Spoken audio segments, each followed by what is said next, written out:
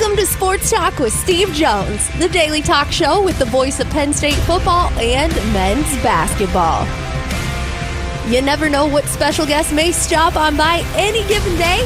Now here's the man of the hour, Mr. Steve Jones. All right, well, welcome everyone. And before we get to the sports events of the weekend, which included a CHA championship, the Lady Lions winning huge, great comeback by men's lacrosse, and, of course, the tough one for the men's basketball team. It was a tough weekend because of those who passed along the way. I know last Monday I was lamenting the retirement of Peter King, who wrote his last official column for Football Morning in America today. He's not done doing things. I mean, he may not, he doesn't know what he's going to do next, but like he's going to do something. But, in the world of journalism, it's a big loss. Huge. But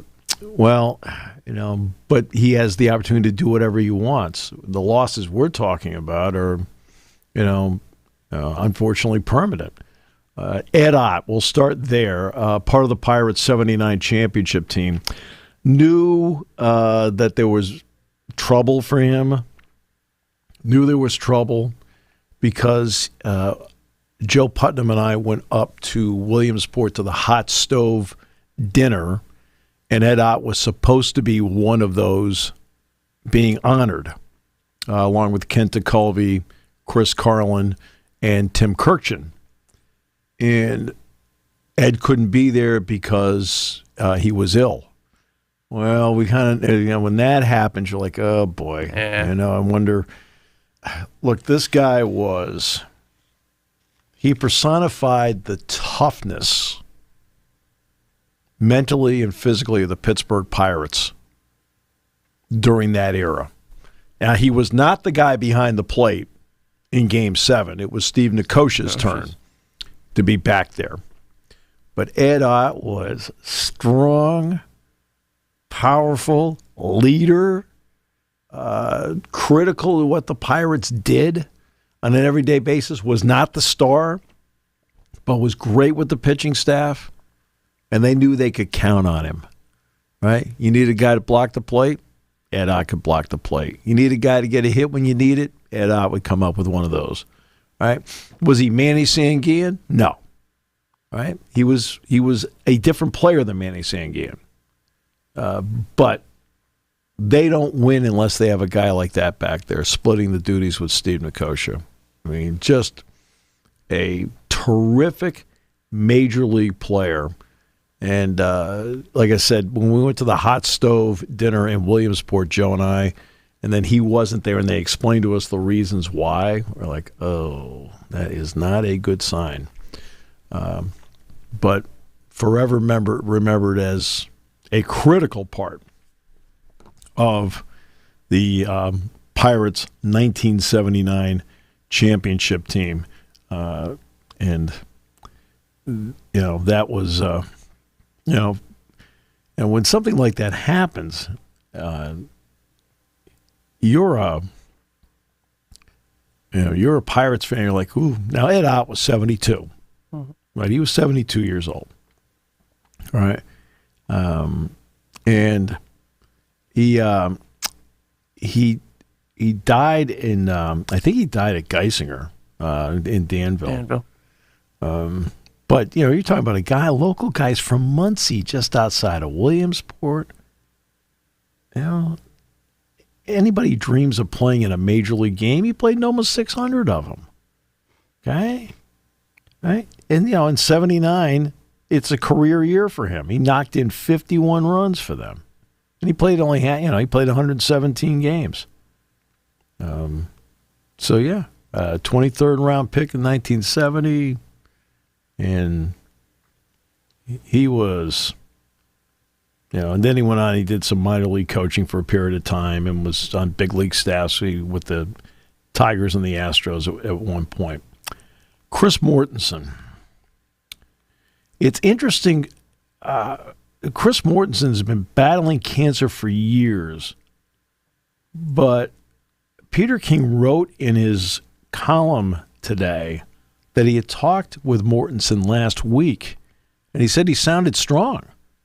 That's why he was surprised that, like, he passed. Chris Mortensen, again, never had the privilege of meeting him. Great guy. Everybody says great, zero ego, down-to-earth guy. John Clayton was the same way. We've had John Clayton on the show, and of course, I actually know John Clayton from way back when he covered Penn State football. Okay, so John is terrific guy. But Mortensen, I never knew, and it was never in the same room with him. But everybody says great, down to earth, excellent reporter. Yeah. All right. ESPN had to make a decision journalistically in the late 80s, early 90s. What do we want to do? Do we want to just be the highlights group? Or do we want to mix in highlights with live events, but also be the go-to for information? So the first person they hired to do that was Peter Gammons. Oh, talk about a great hire. Yeah, incredible. All right? Because it's interesting, I brought up Peter King's name a couple of times, but Peter King and I have the same experience in growing up in Enfield, that would get the paper all the time, Sunday morning. And I remember in college, I'd bring back, if I make a trip home, I'd bring back the Sunday Boston Globe, and I'd say to everybody, I said, now look at this. So you get a full page of hockey, a full page of basketball. And I got a couple of people making fun of it. I said, what are you talking about? These are notes. These are gold. You read it. Yeah. Right? It was Will McDonough. It was Peter Gammons. It was DuPont, Kevin DuPont. It was Peter May. Mm-hmm. Like, holy mackerel. Like terrific. Mm-hmm. Okay? And ESPN hired Gammons. Yeah. Right? Where you would have the same reaction every time. How can it be plugged into all 32? Or all 30 teams? How can it be plugged into all 30 teams all the time? Right? Now, it's fewer teams back then, so, it's like, it'd be an easy job for you as fewer teams. That's right. Right. Then the second hire they made was Chris Mortensen. We're going to go all in on the NFL. Look at all the stories that he broke or enhanced, and just did it. Okay, and then here's the part that tells you everything about him. He pushed hard to get them to hire Adam Schefter. I was literally about to say that. Yep. Yep. A younger version of him. Mm-hmm. Yeah, he owes in a different lot way. to Mortensen. Right. Yeah. And he knows it. Yeah. Right. They shared it. Yep. Okay? Mm-hmm. Well, that tells you everything about in a world.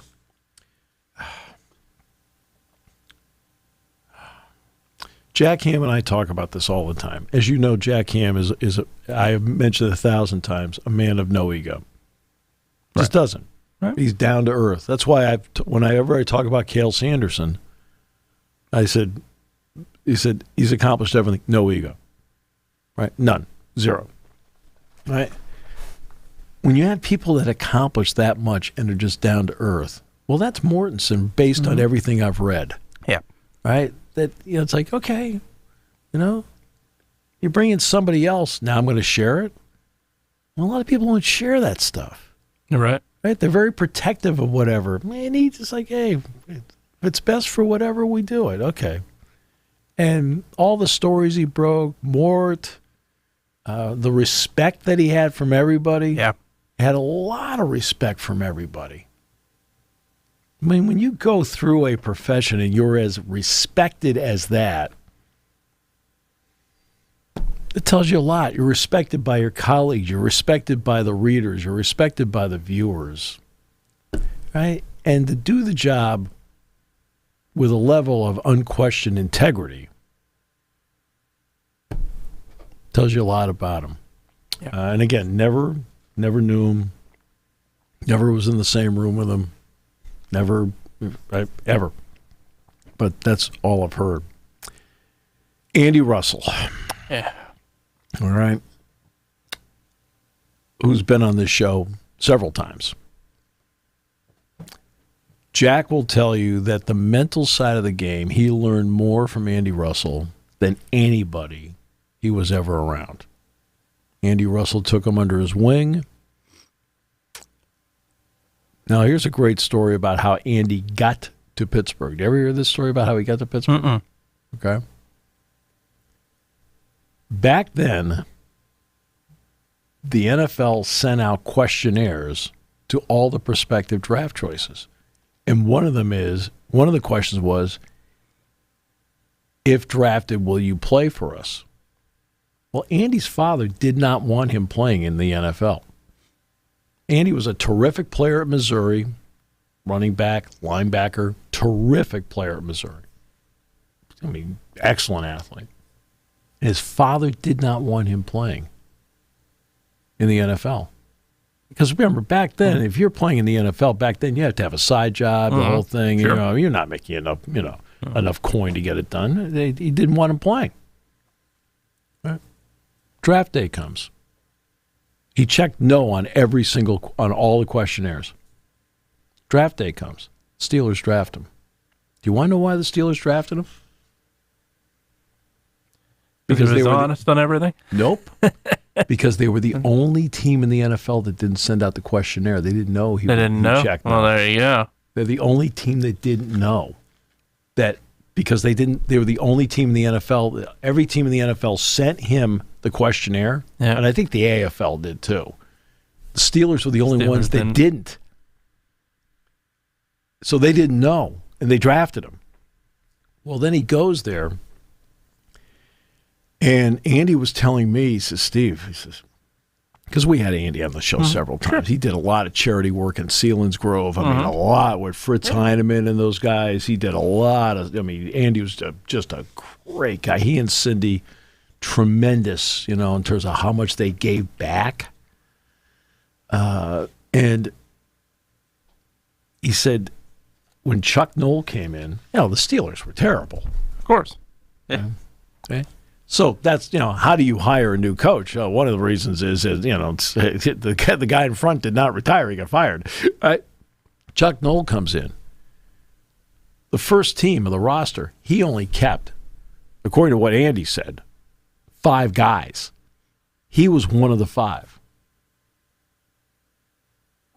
So they were in practice, training camp, and Noll walks up, and I've told this story before.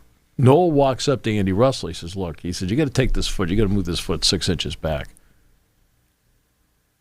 He's looking at it like, what the heck is he talking about? And Andy told me this story when Chuck Noll passed away. We had Andy on the show. He says, I'm looking at him like, what the heck is this guy talking about? All right, well, I'll try it his way. He says, doggone it, he was right. I couldn't believe it. I'm thinking, what difference does this make? He says, all of a sudden, it's like, it made a big difference. Right? And then, then the ability, to take Jack under his wing, talk to him about the mental side of it, what it meant, how you had to, take practice during the week, think your way through, and that way when it gets to the game, it's instinctive as to how you're playing the game, how you see things. Andy meant as much to Jack as anybody in that regard, and Andy was on 2 of the Super Bowl champions, the first 2, because he's 7 years older than Jack.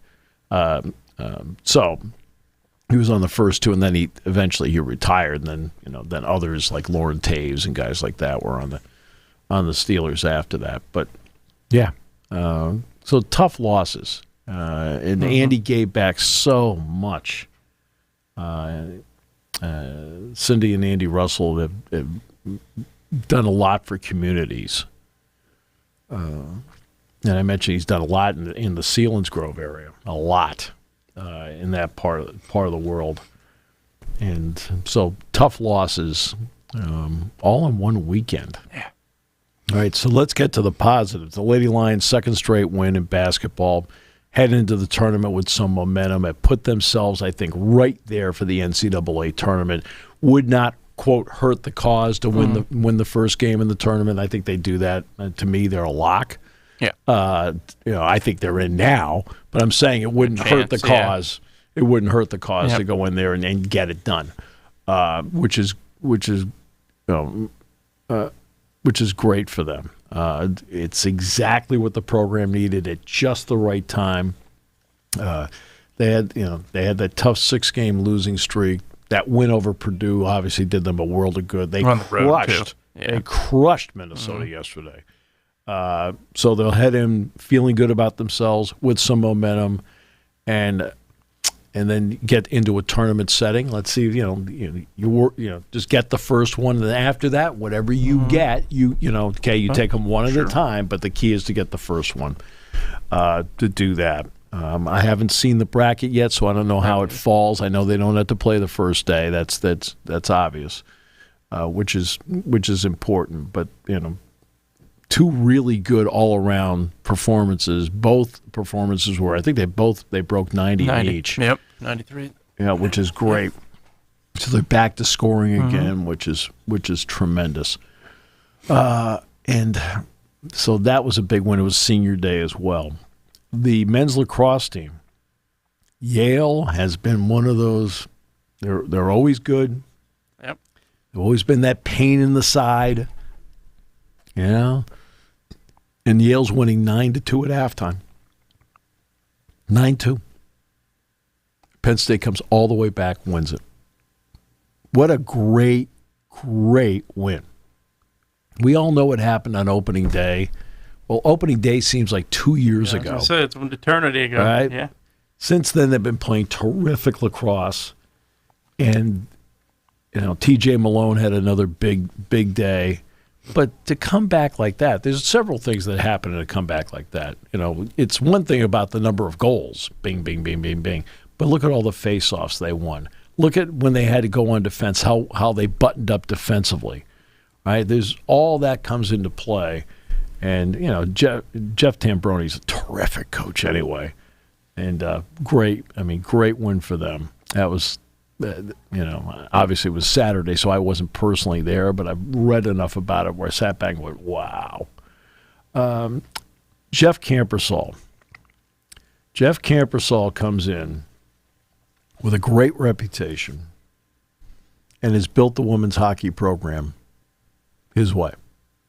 Right? They're deeper, right? Including in goal, right? And they win the CHA championship. They get an automatic bid into the NCAAs. This is a terrific team. It's a deeper team. It's not just a one-line team. It's not just a two-line team. It's not just the top defensive group. They've got depth. They've got competition in practice. And he has this team playing at a terrific level again to win the championship like that. They will be a threat in the NCAAs to do this, in a program that, let's face it, you'd still consider to be in its infancy, is just a great accomplishment for them. And Jeff has, he'll give credit to everybody else, but he has been a terrific coach. I think they have the Frozen Four again here in a couple of years. They get it back again. Yeah, it's coming at some point. Yeah, I just can't remember what year. Yeah, but this year it's. But they put themselves in a position. And here you go, and that's just great for them. And congratulations on winning the CHA championship. And again, it was a tight, hard-fought, exactly what you expect. Defense played a huge role. Goaltending played a huge role. Wow. All right. Men's basketball. People will always say, "Yeah, well, why do you do the other stuff first and then and bury something like this?" I'm not burying anything because what I do is I try to talk about the great accomplishments because I don't want them to get buried. Okay, by a different story. The Big Ten Wrestling Championships are coming up this week, for example. And then we'll see how that plays out. That's the key is to get all 10 through, and we'll see how it plays out. Now, let's get to Saturday's game. Obviously, Penn State gets out to a great start. It's they're up in the first half. We know by 23. We know that. They're playing well at both ends of the floor, hitting threes, and build the lead. But then with 5 minutes to go in the first half, that last 5 minutes of the first half, where 23 became 12. Well, it's still a 12-point lead. You're like, no, you're watching it, and it's something where I'm watching it, and I don't like what I'm seeing. Right? Live ball turnovers. Too many live ball turnovers. They're now at least getting into some rhythm. They're playing better. You could see they're playing better. You can see they're outplaying Penn State at that point on the floor. Penn State's scrambling a little bit more. Mike's calling timeouts. I mean, Mike's looking around saying, hey, look, come on, guys, settle down, will you? Play ball. Do it the way, we've worked on it. And it's just when they got to the second half, in the beginning, they're exchanging. So it's 10, 12, 10, 12, 9, 12, Okay, you can live with that because the clock's running and you're still maintaining your advantage. But they never made 12-15. The goal is that you come out, you make 12-15, you then make 15-20. You have to do that. Well, now it's creeping down, and it's the same pattern as you saw at the end of the first half. Live ball turnovers, crushing. Right? And it just, and you're not hitting shots. You're not hitting shots. You're not hitting threes. You're not hitting shots, period. Right? Going through too many long droughts. And it's the second time they played Minnesota where this happened, where they had the halftime lead and didn't win the game. Now, for Penn State, a couple of factors come into play for them. I mean, and again, no excuses, none, zero. But DeMarco Dunn had been sick during the week. And Dick and I did point that out in the pregame show. That he was going to play, not going to start. But, look, when I say he was sick during the week, he was sick during the week. Okay, right? I mean, to the point where on Thursday they were hoping he could make the trip. They weren't sure. And then Friday they were able to take him on the trip, and then he played. So, so he kind of gutted it out. Demetrius Lilly couldn't play in the game. He couldn't go. All right, so you're already down, and we already know what they're down one player, everybody knows that. But now you're down another one, and you've got another one playing wounded, okay, for the lack of a better, trying to gut it out. So that puts a lot of pressure on a lot of people to play a lot of minutes along the way. And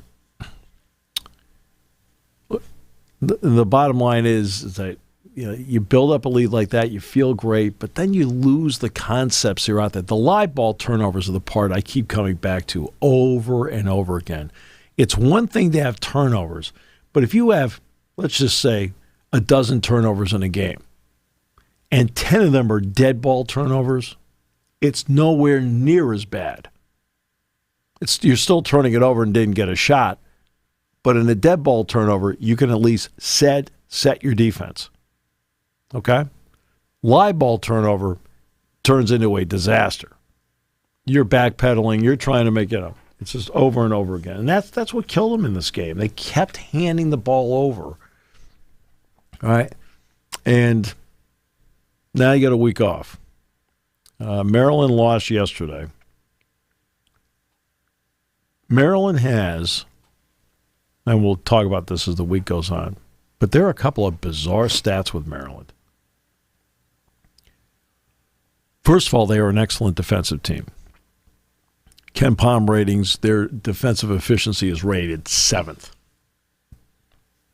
There are 362 teams. 355 are behind them. Okay, in defensive efficiency. But their offensive efficiency is in the 160s.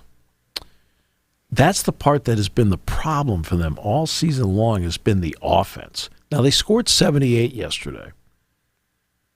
And they came into the game only averaging 69 a game, and I think 66 in the Big Ten or some number like that. They're a low possession team, 65-66. But here are the two bizarre stats for them.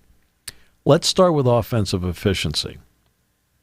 Their defensive efficiency is top shelf. Their offensive efficiency is lower than Michigan's. All right. So now let's look at the road numbers. So it just happened when I was going through and doing my notes to get ready for the game. It turned out Michigan was on the list that was there. So I said, oh, this will be interesting just to look. They're lower than Michigan's offensive efficiency. All right, so now they said, well, let's look at the road. Like, Michigan, they haven't had Doug McDaniel on the road, things like that. No, Michigan's road offensive efficiency is higher than Maryland's road offensive efficiency. And this is a team that has Young. Jameer Young. 21 points a game. I mean, this guy is a terrific player. Great player. Okay? So you're kind of like, now here's the other one. I have never seen this. I've seen it close, but never like this. They have played 11 games that have been decided in the end by 5 points or less, including yesterday. They are 1-10. They probably won 1 or 0, yeah. Okay, the only one was they won at Iowa by 4. Yeah, I do remember that game. They won at Iowa by 4. Holy mackerel. And part of it is they're not a good free throw shooting team. Right? That's part of it. And it goes back to their shooting overall. They're 28% on threes. Now, I mean, Julian Reese, tough inside. Dante Scott, good inside-out player. It's like they've got players. Right? Jameer Young, highly I think of him. Yeah, Long's not bad. Sometimes he started yesterday. I think it was because it was senior day, and we'll see if he starts Sunday. Right? The young kid from Woodbridge, Virginia, Smith, is a good player. They're not a deep team. Reese is a tough matchup for anybody. He had a double-double yesterday. And they have Jordan Geronimo, who transferred in from Indiana, and his numbers are about the same as and that's what struck me as I was going through the preparation for the game.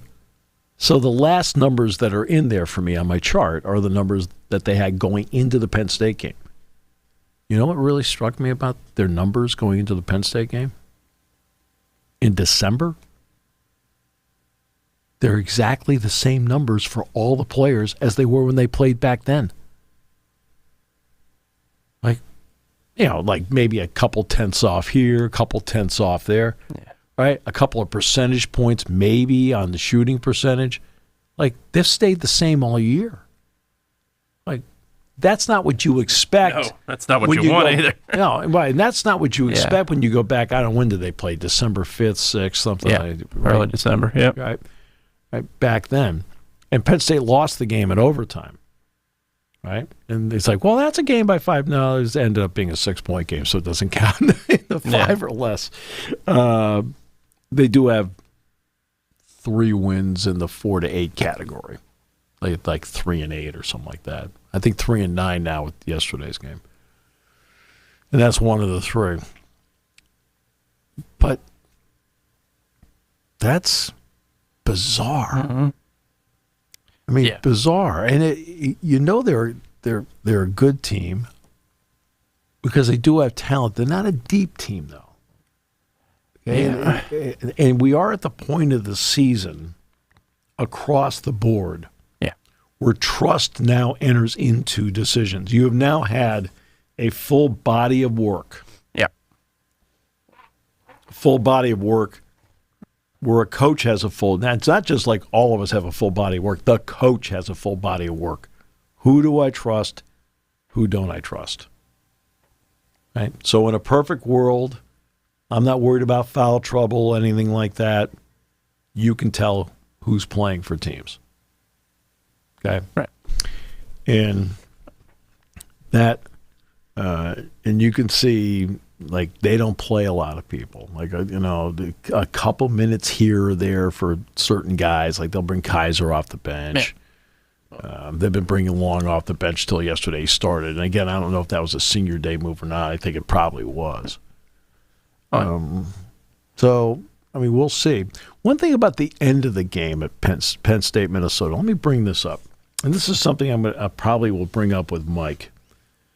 As I always tell everybody all the time, James Franklin knows exponentially more about football than I do. And I think I know a lot, but I don't know as much as he does. I think I know a lot about basketball. Yeah. I mean, I've done a couple of games, but he knows way more than I do. Okay, so that's why I'll ask him. There's a conventional way of playing out the end of a game is to extend the game as much as possible and foul.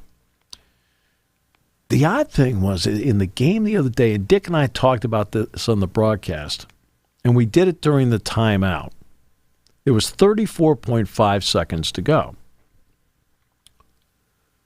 And Dick and I agreed that a possible way to play it out was to play it out because it's a 3-point game. It's a 3-point game. Because if Minnesota's going to shoot it, there's a good chance there's going to be 3 on the shot clock probably when they take the shot, which is 7.5. This is if they get to a point where they shoot it. Right. So you get the rebound, you're going to have 6. Right? And now they're backpedaling. And you can go down the floor, boom, and you can step into a 3 and you can tie the game. Right? And this also brings into play that, A, they're not looking at the basket. They're not looking at the basket. No. Right? I'm talking about offensively. No. There's 34 and a half to go. They're not looking at the basket. No. Right? Well, guess what?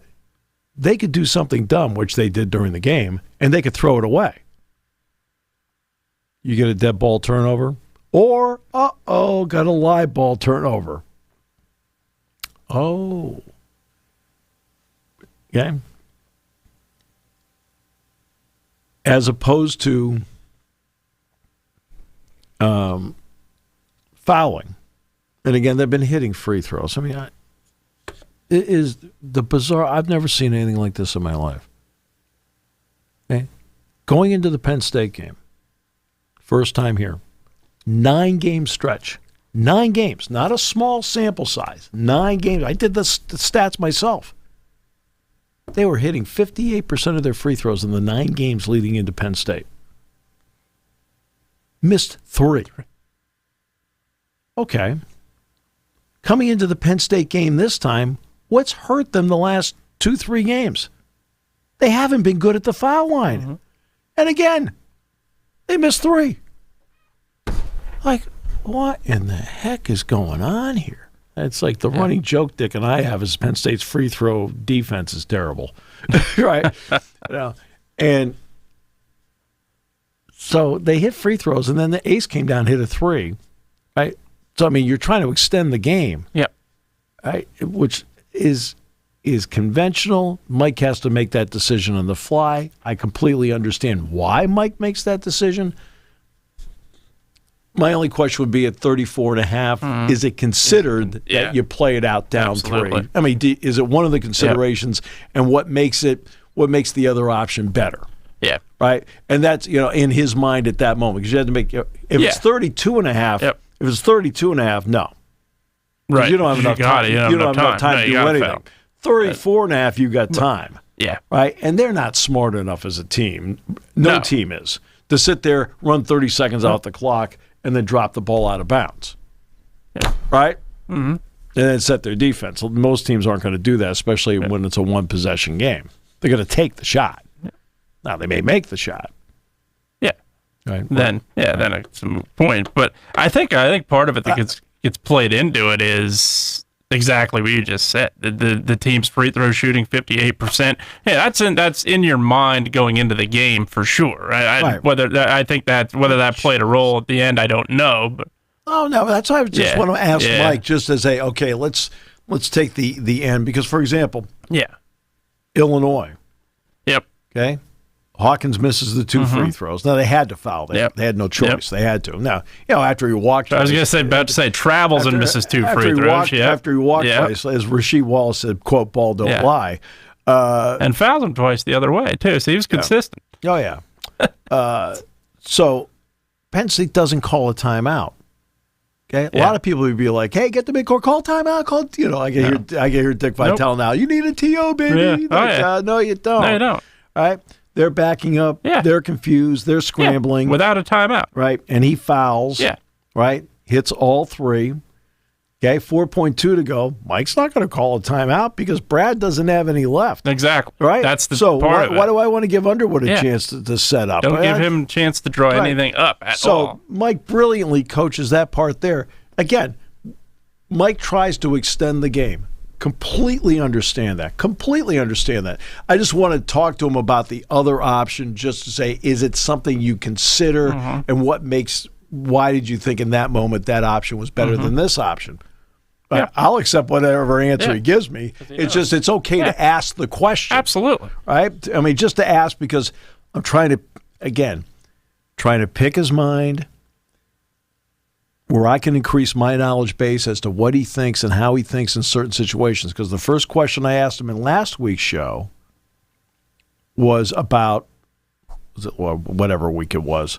It was last week. All right. I didn't ask him about Iowa. I did ask him about, it was Thursday's show after the Illinois game, right? So it was 2 weeks ago. I said, what didn't you do at the end of the game? And he thought for a second. He goes, I didn't call a timeout. I said, that's exactly what I want to ask you about. I said, what is it about that situation and your team that you said, nope, play it through? And so he expanded on, hey, look, we work on it all the time. I had the right group of players out there. He went through the whole thing as to why. Because a lot of coaches, conventional, get to midcourt and call a timeout. Absolutely. Call a timeout. And Mike had a timeout, right? And he didn't call a timeout in either, okay? Again, the instinct, the feel for the game, the feel for the moment, things like that. Yep. Which I know in the world of analytics, you're not supposed to have instinct. You're not supposed to have feel. No, and that's the annoying part of it. I got that. Yeah. I understand that. Forget about understanding that the other team, as you said, number one, they're backpedaling. So they're not set. Right. The other part, and you're able to get a good look 99% of the time. Yep. Whether it falls or not, who knows? But you're able to get that good look, and they don't have a timeout. They're not able to draw anything up at all. That's right. You don't have them. They're not ready or set. You have a much bigger opportunity by not calling timeout there, and that's one thing that I think that people criticize Phil Jackson for repeatedly, and I never agreed with it. He was a master at letting his team play, a master at knowing what he had out there and understanding. Now, granted, yes, he had the greatest players to play the game more often than not. That helps. There's no doubt. But I think the other part of it was he understood, okay, this is the offense, not me, Tex Winter designs. This is the offense that I'm looking at where, okay, that's going to set something up with the defense backpedaling more often than not. My guys are better than yours. They're gonna score the points to win the game, and that was one thing that Phil Jackson. I always felt like, to my point, I just made a little bit ago. He had the players. You can't overlook that. It's impossible to overlook that. Okay, but if I'm Greg Popovich. With my current group, I'm calling timeouts all over the place. Exactly. But if I had but in the days of Tim Duncan, Tony Parker, Manu Ginobili, Kawhi Leonard, I'm like, keep going. For it. Exactly. Keep going. That point can't be stressed enough. But you just know your team. You look at it and say, hey, okay, I trust this guy's going to do this. This guy's going to do this. And the other guys is the other part of it. They're backpedaling. That's absolutely the point there. They're just not set. Yeah. All right. This is a week of rest. Yes. For the Penn State football program. Yeah. It's a week of rest. Yep. For the Penn State football program, and they have emphasized to them they want them to rest. There's always that temptation. Work. It's okay. They just went through 8 winter workouts. I went to Fridays, and again I did nothing. But. Supervised. I stood there and just stood there. I kept thinking, God, it's early in the morning. Driving in, it felt like those days when because I went to, I think of the 8, I went to 2 of them, right? Every time I do it, it always reminds me of the days I was doing morning radio. I'm like, okay. Oh, yeah. His son's in the same spot. You're like, okay. All right. But they emphasize to them, hey, look, rest. Because then when you get back this weekend, when they get back on Sunday, it's going to be back to work, and then they start on Tuesday the 12th. And they get going with that. And then I think they go the 12th, the 14th, and then Pro Day is the 15th. Pro Day is 15th, yeah. Yeah, Pro Day is the 15th. Yeah. And Greg Pickle put out today on On3.com that Penn State's day at Big Ten Media Days will be day 2. It's going to be 3 days. Oh, it's 3. Okay.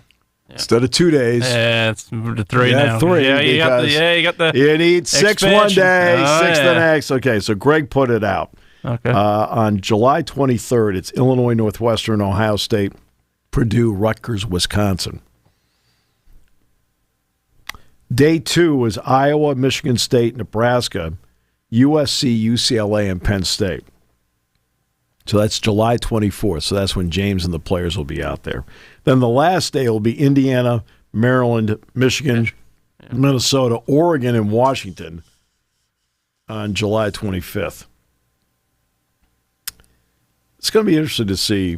At that point, we already know how the football schedule's played out. You've already gotten through all the spring. You're into the summer. And this will be a side note. Well, I'll get to the side note in a moment about realignment. Yeah. Because there's a point I want to bring up about realignment that's never brought up, but I'll bring it up anyway because there's a lot of people get excited about, pods. Okay. Over here in the back, like, okay, stop thinking you only heard the ball club. Right? But it's all right. When you look at that point, we know the football schedule, which you know how much I like. Yeah. Because in a conference, we know the conference got tougher. Sure. Got it. The college football playoffs expanding. Yeah.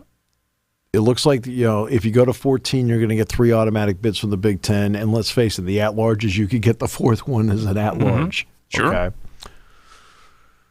But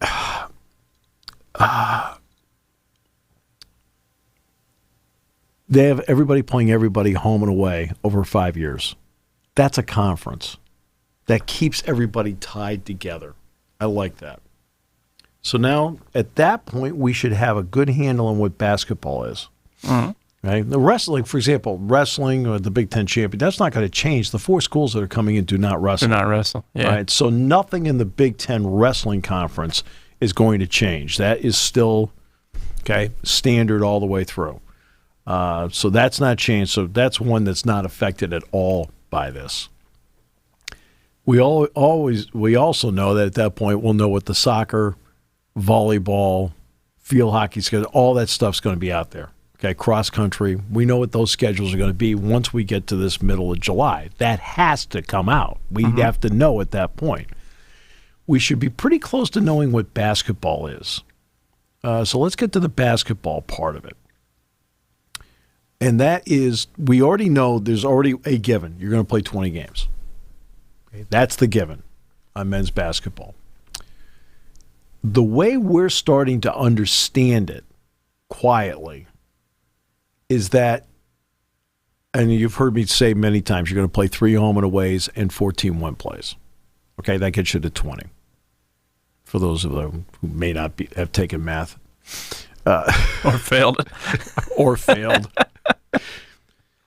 The way we're starting to understand it is that the home and aways might be regionalized. Yeah. Might be. Okay? But it sounds like, but I'm saying that this is what we're hearing. Yeah. So in other words, if you're doing that, let's just play it out a little bit. Let's take Iowa, which already has the 3 designated opponents in football. They're the only one that got 3. Every year they're going to get Wisconsin, Minnesota, Nebraska. Like, Okay. Nebraska, I could see. The other two, I just can't. Well, who knows? But both sides have to agree to it. That's, sure. So they both did. Well, I think that those would be the 3 home and aways that an Iowa might have. For the West Coast teams, it's got to be like, playing each other home and away. Absolutely. Right? Yeah. You would think. Yeah, you would think they're going to bunch it together. In one place. Yeah, So what would Penn State's be? Penn State could possibly be Maryland, Rutgers, Ohio State. Yeah, absolutely. Right? Could possibly be. But that's smart. If you want to do that, and you're doing that as a concession to help out the West Coast teams, right, where they're already playing at Oregon, at Washington, so let's say from a USC point of view, right? You're playing at Oregon, you're playing at Washington, you're playing at UCLA. Okay? That at least is something they're used to. So that's why you do it. Right? Then you regionalize it. Iowa knows that, they got a trip to Minnesota. Okay. Michigan could be Michigan, it could be Michigan facing Michigan State. Now there's going to be a lot of Indiana in there. Indiana, Purdue, Illinois, right? Illinois, Northwestern. Yeah. You'll have to break it down. You have to be 6 of these, right? Okay, when you sit down and do it, right? As to how you group them together. So like Indiana, Purdue, that's an obvious. Yeah. And then maybe Michigan. It could be Michigan, Michigan State. There's ways you're going to have to do it. Because you would probably like Illinois and Northwestern to play home and away. Yes. You'd like to have Purdue and Indiana play home and away. That's an obvious one, yeah. Right? And things like that. So we'll see how they want to group them together as to how they regionalize these schedules. Maybe regionalization means, that the options are all in your time zone. I don't know. Our regionalization would be, those are just things to think about. Is it within your time zone is regionalization? That I don't know. But those are things to think about, that's something that we've heard is a possibility, that the home and aways will be regionalized. And then, of course, the 14-1 plays. At that point, on July 24th, when James and the football players go out there, we should have that answer. Yep. Right, because they're going to need to do it for TV. Absolutely, at some point. Yeah, right. You're going to need to. Right, the TV schedule takes a long time to put together, but if you want to do that, and in long term, do you switch it up? Maybe. That's why I'm talking about the Eastern time zone, the Central time zone, the Pacific time zone. But I think you have to make a concession to having them in that, hey, your home and aways are going to be Penn State, Rutgers, and Maryland if you're UCLA. Like, really? A whole lot. Over here in the back, no, I don't think so. Nope. Okay. Yeah. Right, and that's just just 2 of your 20 games. Yeah. That's 6 of your 20 games right there. Yeah. Right? At least it gives you a little bit. So you know darn well that the other 7 road games that you have when you are in, right, are going to be all over the place. Okay? They're going to be all over the place. Well, it's not as if UCLA, I think they played Maryland at Maryland this year. Yeah, they did. Yeah, because I think Jameer Young had 37 points in that game. They did. And Maryland won the game. They Yep. beat UCLA. Yeah. It hasn't been UCLA's best year. It's interesting because in the Pac-12, it's been a struggle. Washington State's been the story. He's done a great job up there. Yeah, sure has. He's done it. Kyle Smith has done a great job. Exceptional job. Okay, now on realignment. I want to just throw this in. This is just a side note. Everybody's like, they got to get Florida State, got to get Notre Dame, got to get. Okay. here's a part that people need to consider on any future realignment, which could certainly happen. Okay? But remember this. There's only so much money in the TV pool. Ask yourself. You always have to ask yourself certain questions. Here's a question you need to ask. If there is unlimited money in the pool, why did Washington and Oregon take half to be in the Big Ten for the next 6 years? Yeah. Yeah. Why didn't they get a full cut?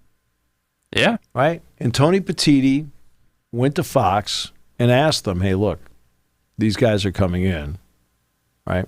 And I've got a pretty good source on that. It's Tony. Okay. Yeah. Right? But they went to Fox, and Fox said, you know what, we think this is worth it long term. Because for Oregon and Washington, they're making the long-term play here, where the next contract, they are full, and they are in great shape. Now, by the end of the decade, could we see things change? Sure we could. Of course we could. And we know Florida State's going through its lawsuit. But ask yourself, if there's unlimited money out there, why are Oregon and Washington in on half numbers for the next 6 years? Ask yourself that because Oregon and Washington happens to be in the same pool Florida State is, which is they are 3 of the 18 schools that get 50% of the television viewership. They're already in it. So 2 schools that are in that 18 school grouping had to take a half to get into the Big Ten. Because the TV contract had already been settled. Yeah. Okay? Ask yourself that. Yeah. I mean, again. Agreed. Okay? You have to ask certain questions to put the pieces of the puzzle together. If you don't ask questions and just throw darts, guess what? You have a chance of missing the board completely. Yeah. And from a conference perspective, you're asking the questions that, okay, if I'm going to give you a piece of the pie, is that piece of the pie and a much bigger investment coming back to me? Well, and that Notre Dame does that. There's no question about it. But the other that question is valid on on everybody else not named Notre Dame. When Penn State came in, right? They new TV contract. Yeah. Everybody got more money because the Big Ten contract was worth more. So instead of getting that much pie, even with the addition of an 11th school, everybody because the pie got that much bigger, so the slice got bigger. Yeah. Right? When Nebraska came in, they added the Big Ten championship, which meant everybody got more money. More money, sure. Okay. Maryland, Rutgers, we can debate. I know the household thing. They got a bigger contract, short-term deal, whatever. But there's no question what the impact of USC and UCLA had on the most recent one. Penn State was going to get, the Big Ten was going to get a lot to begin with. They were definitely going to get a big increase. But remember, when they were going through this 2 years ago, everybody thought it was going to, and even Kevin Warren hinted they were going to come out right around Memorial Day with the new deal. Memorial Day came and went. Like, there's no deal. Why is there no deal? Kept going, and then suddenly on June 30th, USC and UCLA announced, well, now, let's face it, they knew they were coming in. Well, now you have Los Angeles, Southern California. So everybody ended up getting a bigger slice because the pie got exponentially bigger, and so everybody got even a little bit more money out of the deal. That's what expansion is supposed to do. When Washington and Oregon came in, that TV deal was already done. There's no going back and renegotiating. Right. That's why they went to Fox and they said, if we can work this out at half numbers, can we get more at half numbers to do that? That's what they did. If they had to do that for Oregon and Washington, 2 of the 18, 2 of the treasured 18, right? Everybody's like, well, Florida State comes in. Excuse me. You think they're getting a full? No. Oregon, Washington didn't get a full. Nope. Okay? Everybody's not kicking in extra to do it. We'll take less if we bring them in. That'll be great. Yeah. Right? And guess what? ESPN's been telling the SEC they're not crazy about, because ESPN is a locked-in number. And the SEC thing is going to be interesting because ESPN wants to do the streaming to whatever. And they've merged. I mean, they're, as far as I know, there's going to be there's going to be massive streaming coming here in a couple of years that are going to make it even. Maybe, yeah. Well, massive streaming in terms of the plan, whether that works or not, I'm not sure. You know what's interesting is that over the past year, right? There's like it's the future. It's the future. Right now, people are starting to balk. See the money they lose on it, and suddenly, right? They're starting to balk on it a little bit. Like, okay, yeah. I equate streaming to electric vehicles. Doesn't mean it's not the future, right? But right now, like based on sales, people want the standard traditional vehicle. I mean, I'm not being political. I'm just telling you what the numbers say. That word. Same thing with streaming versus cable. Like a lot of people are like, it's like it's kind of there's some cord cutting. Most of them among young people. Yeah. Right, because it's what they can and can't afford. Yep. But I think that one word in there is exactly a big thing that has kept so many people away. You've been taught in life so many times by a lot of people, don't break tradition. And I think that is the big word right there. It's tradition that's on TV. Why am I going away from it? Why should I? It's like the Dolphins-Chiefs thing on Peacock at $23 million. Yeah. That's great. That's great, right? But it was a playoff game and a high-caliber playoff game. It was a playoff game. But it would have got much more. With the defending Super Bowl champions against a dynamic offense and the whole thing. Uh-huh. Why was it the other playoff games got $40 million? Uh-huh. Why? That includes the Texans and Browns. Right. Yeah. Why? Uh-huh. Why did they get more than that? Why? Agreed. Okay. All right. Why are we back tomorrow? Because we're contractually obligated. Right.